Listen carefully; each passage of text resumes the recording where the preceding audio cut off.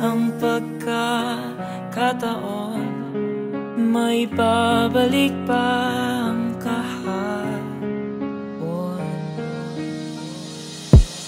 Ngayon ikaw ay nabalik, katulad ko rin ng iyong pananabik, na makita ang